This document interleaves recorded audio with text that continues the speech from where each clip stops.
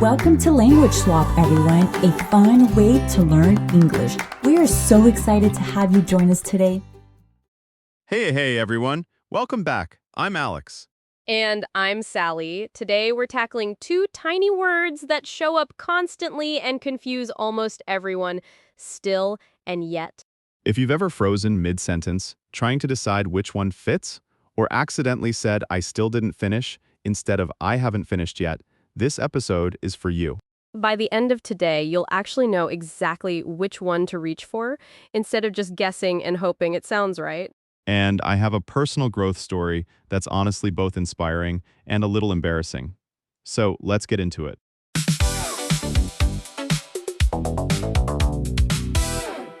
Inspiring and embarrassing, that's a strong combination. I need this immediately. Last year, I decided I was going to become a morning person. Oh no, I already know where this is going. I bought a sunrise alarm clock, a journal, one of those meditation apps, and I told everyone I knew I'm becoming a morning person. How did the first morning go?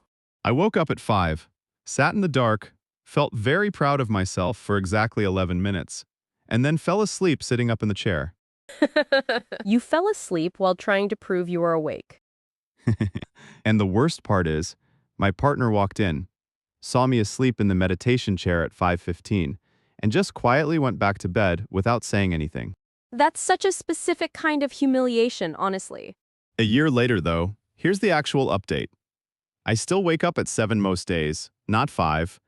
I still haven't finished that journal. It's got maybe 6 entries in it, but I have gotten better, slowly in small ways I didn't expect. Okay, that's actually the perfect setup for today's topic, because you just used still twice in a row without even thinking about it. Did I? Let me actually think about what I said. I still wake up at 7, not 5. I still haven't finished that journal. Both describe something ongoing, continuing from the past right up until now. So still means something hasn't changed. It's continuing. Exactly that. Still signals that a situation is continuing, especially when you might have expected it to change by now. It carries a little bit of surprise or ongoingness built into it. And yet, how's that different? Yet is almost always used with negatives or questions, and it's about something that hasn't happened up to this point, but is expected to happen. Eventually, it looks toward the future a little. Give me a pair side by side so I can hear the contrast clearly. I still haven't called her back. Emphasizes the ongoing situation, the continuing gap, maybe with a hint of guilt or surprise that it's dragged on this long. I haven't called her back yet. Emphasizes that it hasn't happened up to now, but implies it will happen eventually. Less emotional weight, more neutral timeline. Exactly right. Both sentences describe the exact same fact you haven't called her, but they carry slightly different feelings and implications. So, still leans toward continuation, and maybe a bit of frustration, and yet leans toward not now, but soon. That's such a good way to summarize it. Still equals ongoing, sometimes with frustration, yet equals not yet, but coming. I want to try applying this to my whole morning person disaster now. I still haven't become a morning person versus I haven't become a morning person yet. Say both out loud and tell me how they feel different to you. I still haven't become a morning person. Feels like I'm a little annoyed at myself. Like it's been going on too long. And how does the other one feel to you? I haven't become a morning person yet. Feels lighter. Like I'm still on the way there. Still hopeful about it. That's exactly the emotional difference built into these two tiny words. Same fact, completely different feeling underneath it. I want to share a story here too, actually, because I think it shows this confusion from a slightly different angle. Please, go ahead. I want to hear this one. I know someone who was learning English and wrote to a friend. I'm still not sure if I will come to the party. That sounds correct to me already. It is correct. The confusion happened in her next sentence, when she wrote, but I will decide already tomorrow. Oh, that's mixing up already with something else completely. What was she trying to say? She wanted to say she'd decide by tomorrow, but already doesn't work that way at all.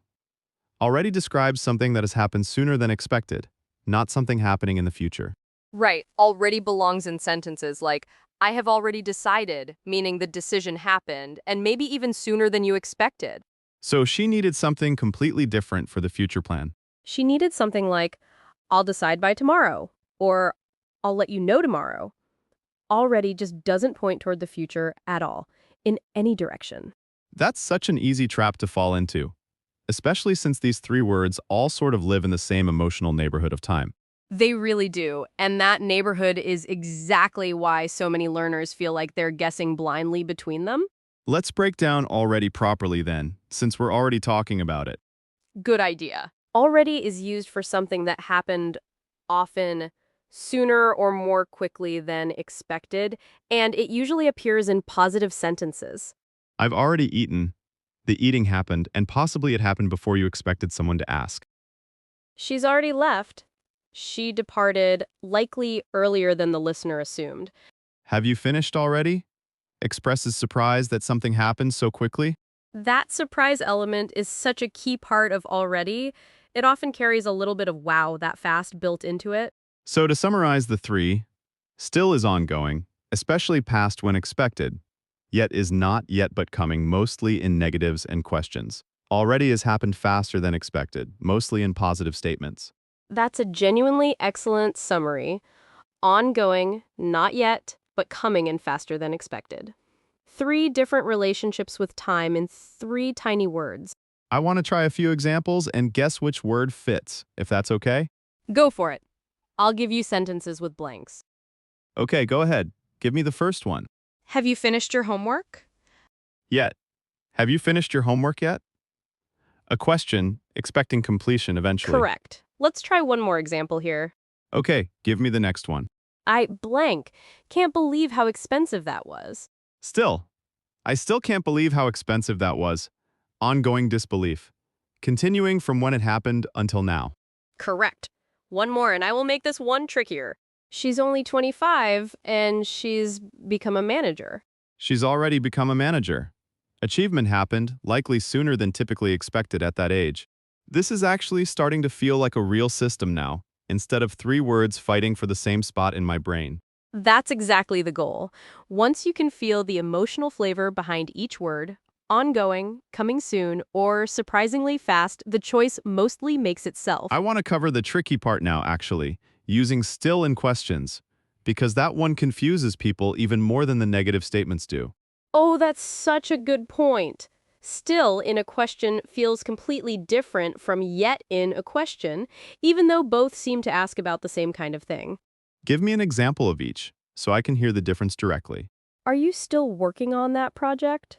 This assumes the project has been going on for a while, and you're checking whether that ongoing situation continues. Have you finished that project yet?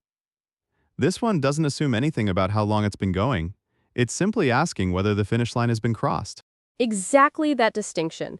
Still questions check on continuation, yet questions check on completion, regardless of duration. So if I ask my friend, "Are you still single?" I'm assuming they've been single for a while and checking if that continues. Right, and there's actually a little bit of implied surprise or curiosity in that phrasing, almost like, given how much time has passed, is this still true? Whereas, "Have you found someone yet?" doesn't carry that same weight. It's more neutral, just checking on an outcome. Exactly. Same general topic, but still carries a little extra emotional context that yet simply doesn't have.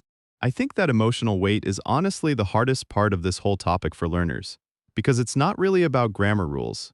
It's about feeling. It really is. Grammar textbooks can teach you the placement rules easily enough, but the emotional flavor behind each word usually only comes from hearing them used naturally, over and over, in real context. Which is exactly why podcasts like this one exist, I suppose. Not just to teach the rule, but to let you hear the feeling behind it repeatedly until it becomes instinct. Exactly that. Let's practice a few more because I think repetition really is the fastest way to build that instinct. Go ahead, give me another one. I blank. Haven't decided what I to still wear haven't to the wedding. decided. Ongoing indecision. Continuing longer than probably expected. Correct. Here's a trickier one. Is dinner ready? Yet, is dinner ready yet? A simple question about whether something has reached completion. Exactly right. One more, and this one combines 2 of our words in the same sentence. Okay, bring it on. Give me the hard one. I haven't finished, but I've done more than I expected. I still haven't finished, but I've already done more than I expected. Still for the ongoing gap, all ready for the surprising progress. Perfect. That sentence alone shows how naturally these words can live together, each doing a completely different emotional job in the same breath. I want to bring up one more common mistake, actually, since we're deep into this already, using yet in a positive statement, which sounds strange to native ears. Oh, that's such a common one. People sometimes say something like, I have yet finished it, trying to use yet the way already or still would work. But yet specifically needs a negative or a question. It doesn't work standing alone in a positive statement like that. Right, you could say, I haven't finished it yet, which is negative, or I have yet to finish it, which is a slightly more formal, fixed structure, but you wouldn't say, I have yet finished it, as a simple positive claim. I have yet to finish it. That structure feels a little more formal, almost literary. It does, and it's genuinely useful for writing, resumes, more formal contexts. The company has yet to announce its decision sounds professional and precise. Whereas in casual conversation, I haven't decided yet feels much more natural and relaxed. Exactly. Both are correct. They just belong to slightly different registers of English, formal writing versus everyday conversation. I want to share one more story, actually, because it connects back to my whole morning person journey in a way I think is genuinely funny. Oh, there's more. I thought the sleeping in the chair story was the whole tragedy. About 6 months into this whole thing, my partner asked me, "Have you become a morning person yet?" What did you actually say back to her? I said completely honestly, "Not yet, but I still believe I will." That sentence alone is basically today's entire grammar lesson in one breath. I didn't even plan it that way. It just came out naturally because by that point the difference had genuinely become instinct for me. Not yet for the thing that hasn't happened, but is still expected eventually, still believe for the ongoing hope continuing from before right up to that moment. And here's the actual ending of the story, since I think it deserves one. About 9 months in, I didn't magically become a 5 a.m. person, but I did notice I was waking up around 6:40 without an alarm most days, just naturally. That's such a real quiet kind of growth, not the dramatic transformation you originally imagined, but something genuine happening slowly underneath it. My partner said something that stuck with me, actually. She said, "You didn't become who you said you'd become. You became someone a little better than who you were before, which honestly matters more." Oh, that's such a beautiful reframe. The goal shifted, but the growth was real anyway. I think that's genuinely the most useful part of the whole disaster. I still haven't become the person on the sunrise alarm clock box. But I'm not the same person who fell asleep in that chair either. Still haven't become the person on the box, but not the same person who fell asleep in the chair. That's such a lovely way to hold both truths at once. Growth doesn't always look like the plan. Sometimes it just quietly shows up as 6:40 instead of 5. And that's genuinely enough. I think that might be the real heart of today's episode, actually more than any of the grammar itself. Progress and still not there yet can exist in the exact same sentence. And that's not a failure. That's just what real change actually looks like. I still haven't gotten there, but I'm not where I started either. I think that sentence applies to basically everyone learning anything, English included. Especially English, every single person listening to this podcast is somewhere in that exact sentence right now.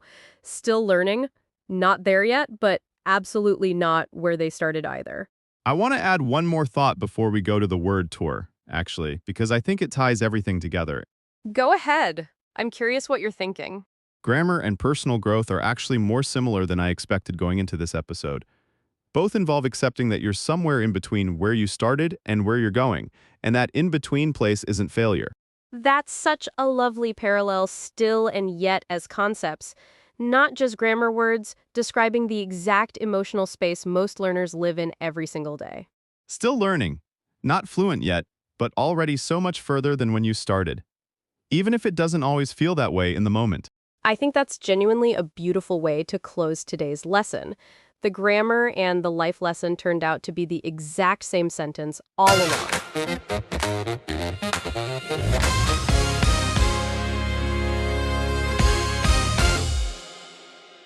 All right, let's do our word tour for today. Let's start with still, for something ongoing, especially past when expected. I still haven't called her back. An ongoing gap continuing longer than expected. I still can't believe how expensive that was. Ongoing disbelief, continuing until now. I still wake up at 7. A habit continuing unchanged from before. Still in questions, checking on continuation over time. Are you still working on that project? Assumes ongoing duration and checks if it continues.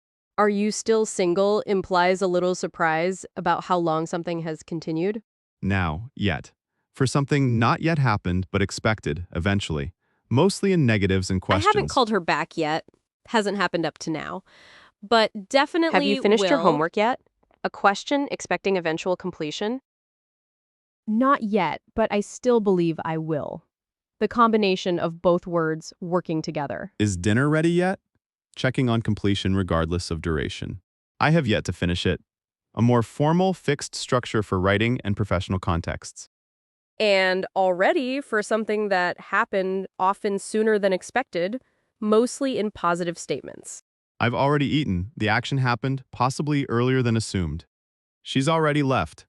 Departure happened sooner than the listener expected. Have you finished already? Surprised that something happened so quickly. Your challenge this week, write 3 sentences about something you're working on right now, one with still, one with yet, one with already, and notice how the feeling changes each time. And if you're feeling discouraged about your own progress in anything, not just English, remember Alex's sunrise alarm clock currently collecting dust somewhere in a closet. It's actually still in the closet. We should be honest about that detail. Some journeys really do end with a slightly dusty alarm clock and a 6:40 wake-up time instead of 5, and that's a perfectly good ending. And if you've ever fallen asleep trying to prove you'd changed, you're in genuinely excellent company. Progress rarely looks like the plan you imagined. It usually just looks like 6:40 instead of 5, quietly without anyone announcing it. And that's genuinely worth remembering. The next time you feel like you're still not fluent yet, still making mistakes, still figuring things out. Still learning doesn't mean not growing. Those two things happen at exactly the same time for absolutely everyone in every single language they've ever picked up. If today's episode cleared up something you've been guessing at for years, share it with someone who needs the exact same clarity. Thanks so much for listening, everyone. We'll see you in the next episode.